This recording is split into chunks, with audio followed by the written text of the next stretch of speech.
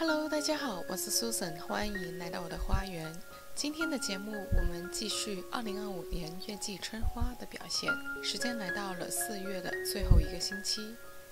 那正式开始之前呢，我先说一下，我这里是北加州的湾区，是属于9B 地区。大家如果想参考品种的表现，请注意地区气候的差异。回到今天的节目，首先出场的是夏洛特夫人。我这一颗夏洛特夫人跟旁边的龙沙宝石是共用一个1.5乘以50厘米的花箱，它们是 David Austin 官网买到的裸根苗，在这里已经足有3年了。夏洛特夫人我最喜欢的是它这一个橙色，非常的温暖，而且晕染的非常漂亮。它有淡淡的黄色在它的花心内部，整体是很漂亮的。这一点我都不得不佩服奥斯汀老先生对颜色的敏感度，真的是非常漂亮的一款月季。夏洛特夫人前2年我觉得在我这里的表现不是很好，现在看来是因为我施肥不足。夏洛特夫人是一款需肥很重的月季，花香其实是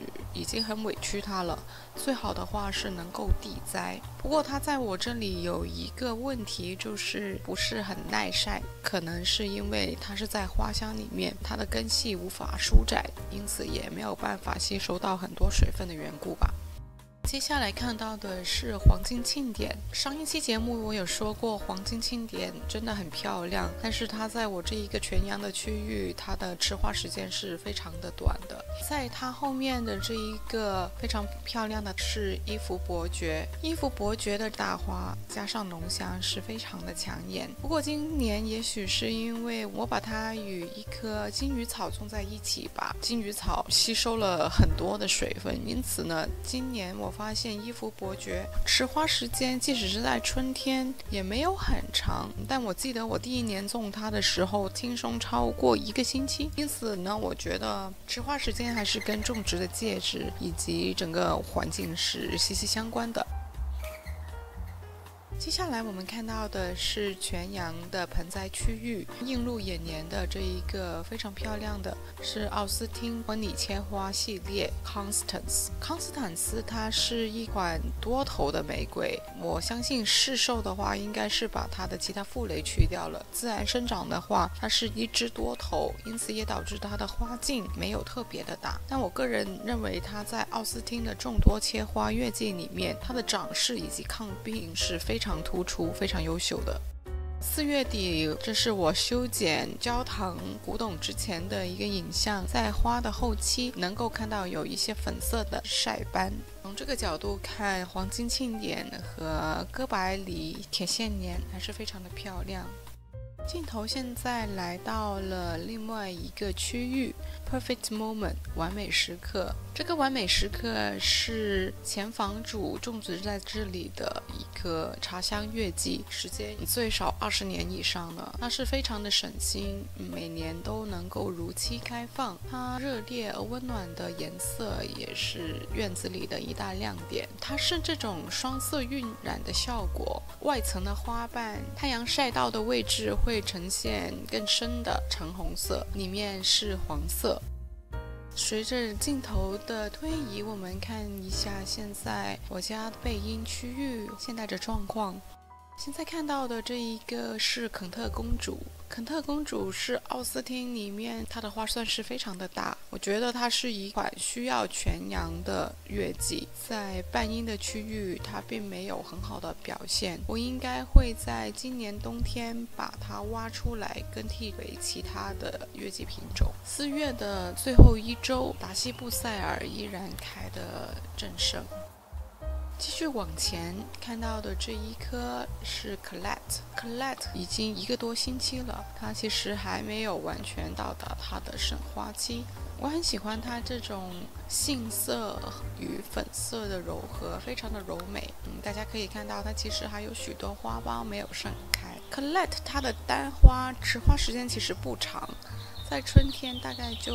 3-4天左右吧。不过它的自洁性还挺好的，因此呢，你不需要特别的管它，它的残花的花瓣也能够自行脱落。当然，你可以把它开过的花的花头给掐掉，它就不会消耗能量在这一个残花上面，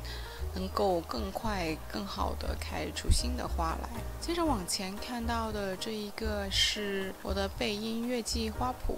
现在看到的那一个玫红色的开得正盛的是格特鲁特基尔 Gertrude Jacob。Gertrude Jacob 的这一个玫红色的大花，经典的花型，它还有比较浓郁的香气。Gertrude Jacob 在2025年被收入进世界月季殿堂的品种，可见它这是一款非常优秀的玫瑰。Gertrude Jacob 跟前面的 Desdemona 都是我3年前一并种在这里的裸根。当时 Gertrude Jacob 用了将近2个月才开始发出它的新芽，我一度以为它并不耐阴，但实际上是它的耐阴性是非常的好。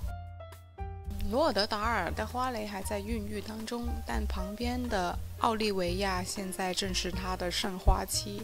奥利维亚真的像是一个穿着蓬蓬裙的小仙女，纯洁可爱，香气还不错它没有很浓郁，但是还是挺好闻的，大概是中等香气吧。奥利维亚它其实是非常规整的花型，即使是摊大饼，我觉得也是漂亮的大饼。但其实我个人是非常喜欢这种露花心的花型，我并不是很喜欢那种至死都是包子的花型，因此呢，我的大部分包子花型呢其实都转让出去了。奥利维亚它因为花瓣数很多，它的花梗也比较细软，因此呢它还是有点垂头的，但这样的稍稍低头也让它更有少女的气质。今年后面的枫树根系更加的成熟了，它在入夏以后，它的叶子还能保持的挺好的。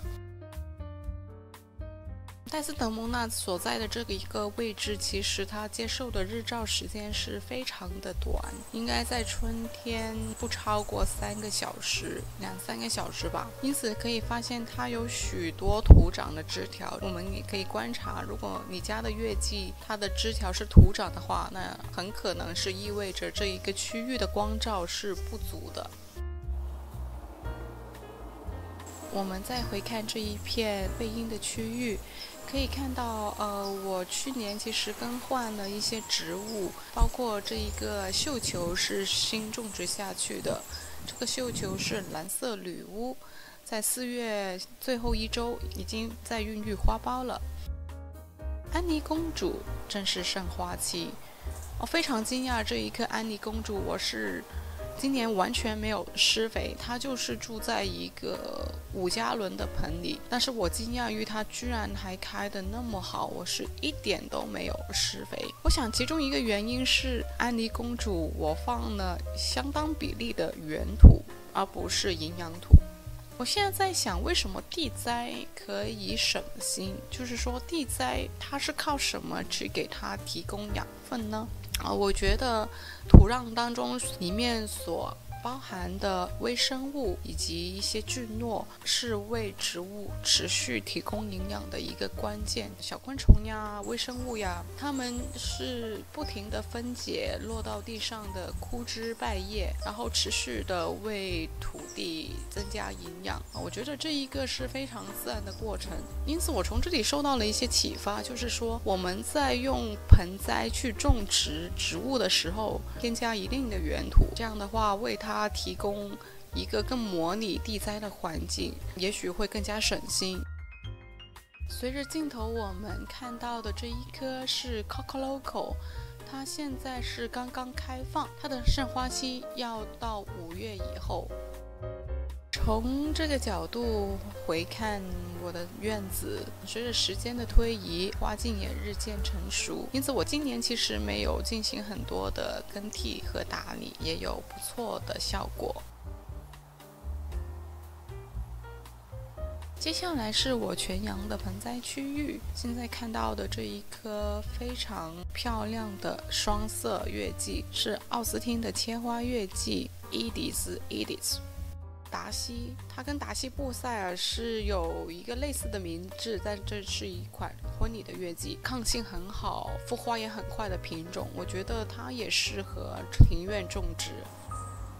随着时间的递进，进入了5月份，龙沙宝石和情歌也逐渐的开放。